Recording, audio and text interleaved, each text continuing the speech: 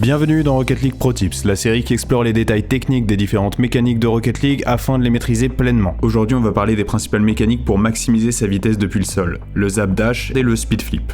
Petite remarque avant de commencer, je vais essayer le plus possible de mettre l'overlay manette dans les tutos pour que vous puissiez voir les inputs. Donc pour vous y retrouviez, j'ai les air roll gauche et droit sur LB et RB et power slide sur le bouton du stick gauche. Après c'est du classique, A pour sauter, B pour boost, etc.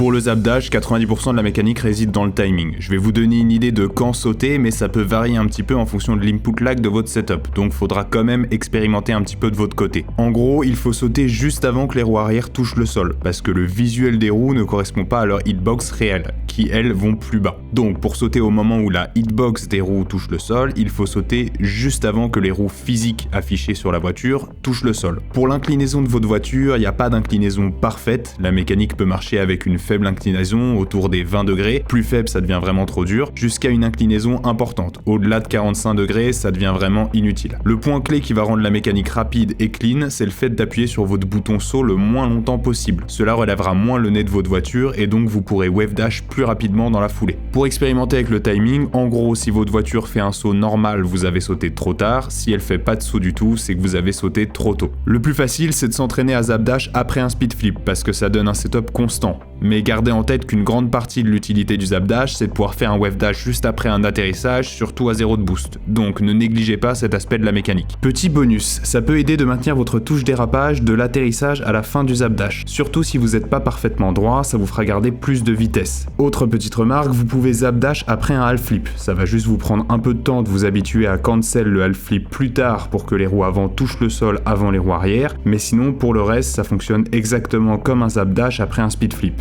On va maintenant parler de la version améliorée du zap dash, qu'on va appeler zap dash 2.0. Pour ceux qui se souviennent, le curve dash, c'est une mécanique qui a été popularisée par Alfouaded de la chaîne Rocket Science. Et dans sa vidéo où il la présente, il fait un wave dash quasiment instantané en descendant du mur. Ce qui n'est pas la version qui s'est démocratisée, juste parce que c'est un peu plus facile d'attendre un peu et de wave dash après. En expérimentant, j'ai découvert qu'avec le bon timing, on peut aussi wave dash instantanément sur un zap dash. Ça nous fait faire une sorte de wall dash mais sur le sol, qui est donc bien plus rapide et en fait la mécanique la plus rapide pour prendre de la vitesse sans boost. Petit problème, c'est dur. En enchaînant depuis un speed flip, c'est quasiment impossible à régler, donc ça me paraît irréaliste d'essayer de le maîtriser, mais bon, je laisse les cracks mécaniques trancher. En revanche, sur un atterrissage, ça devient plus simple, et c'est largement possible de devenir régulier dessus. Pour le timing, globalement, essayez d'aller le plus vite possible. Ça revient vraiment à faire les inputs de saut sur un wall dash, mais à l'atterrissage de la voiture. Sachant qu'en laissant un peu plus de temps entre les deux sauts, ça devient plus facile à effectuer, mais du coup, on se rapproche du zap dash classique. Dans ce cas, faites bien attention à toujours appuyer le moins longtemps possible sur votre bouton lors du premier saut pour que l'avant de votre voiture se lève le minimum.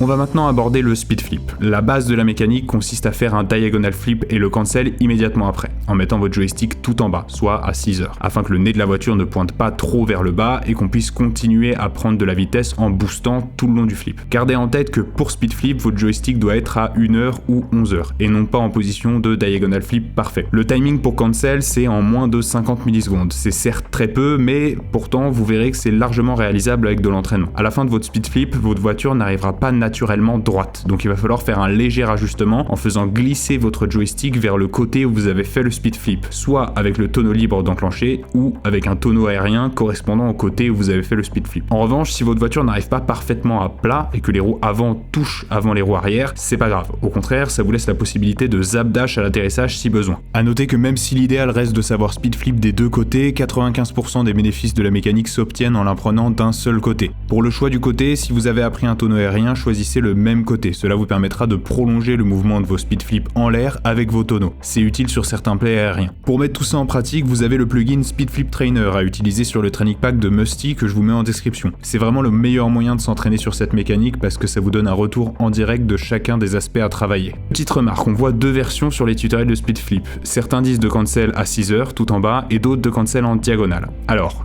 qui a raison? Eh ben, les deux. En fait, ça dépend de votre dead zone. Si vous avez une dead zone circulaire, vous devez cancel tout en bas. Mais avec une dead zone carrée, vous pouvez cancel en diagonale, opposé ou du même côté du flip d'ailleurs. Ce qui va vous aider à avoir un meilleur timing de cancel, vu que vous avez besoin de mettre votre joystick moins loin de sa position de départ pour cancel. Alors, certes, la différence est faible, mais bon, je vous rappelle que le timing de cancel est de 50 millisecondes. Donc même si ça vous fait gagner qu'une dizaine de millisecondes, ça peut déjà faire la différence. Sinon, si vous avez rien compris de ce que je viens de dire sur les dead zones, vous prenez pas la tête et continuez de cancel tout en bas. Dernière chose, pour le speed flip, ça peut être intéressant au kick-off de laisser le boost enclenché jusqu'à la fin, parce que vu que la voiture pointe le nez vers le bas, ça va la faire atterrir un petit peu plus tôt. Et donc sur les kick-off diagonaux, ça vous permettra d'avoir un peu plus de temps pour vous ajuster avant le 50. Avant que vous partiez, n'hésitez pas à faire un tour sur mon Twitch, je stream régulièrement et je serai en live le soir où la vidéo sort. Les lives sont assez variés, on discute des vidéos, on s'entraîne, il y a du tryhard en ranked, des découvertes de marques workshop, etc. Ça me ferait vraiment plaisir de vous voir là-bas. Voilà, c'est tout pour aujourd'hui, j'espère que ça vous a plu et surtout que vous avez appris des choses. Cette vidéo est une sorte de deuxième partie sur les mécaniques de déplacement.